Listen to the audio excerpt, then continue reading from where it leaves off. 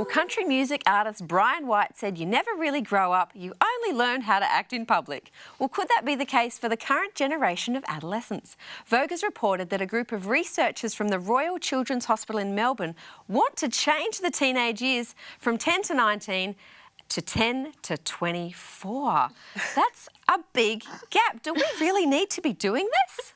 I don't know that we need to be doing it, but it is interesting because the Royal Children's Hospital of Australia has actually said, as you said, that it would be good if we change the age from 10 to 19 to 10 to 24 because kids in this age are starting to engage in less adult behaviors. So they're getting their driver's license later, they're getting more degrees, so they have more debt, they're not able to get into employment as quickly. I can see all the skepticism on children's face. Going like this before. Get him out of the house. They're living home too long. Oh, yes. Yeah. No.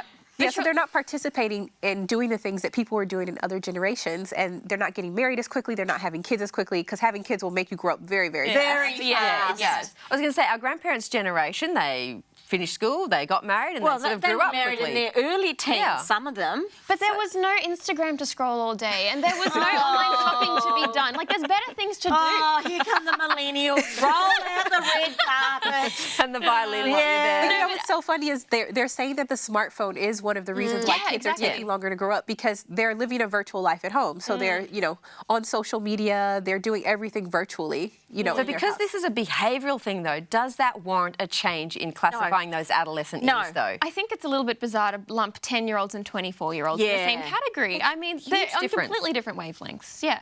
I wouldn't say it's necessarily so much a developmental thing. I think that an 18-year-old, depending on the 18-year-old, is relatively mature. But I would say that it's more of a 18-year-olds. Okay, that's what I said. Depending on the 18-year-old. But at the same time, I think it's more of a practical consideration because, I mean, people can't afford to move out and have kids and buy a house at age 24. We're still on our parents' medical insurance up until the age of 26 because it's unaffordable. And, as you say, smartphones. So I think it's more of a practical thing as opposed to a... Well, look, I don't want to be a teenager.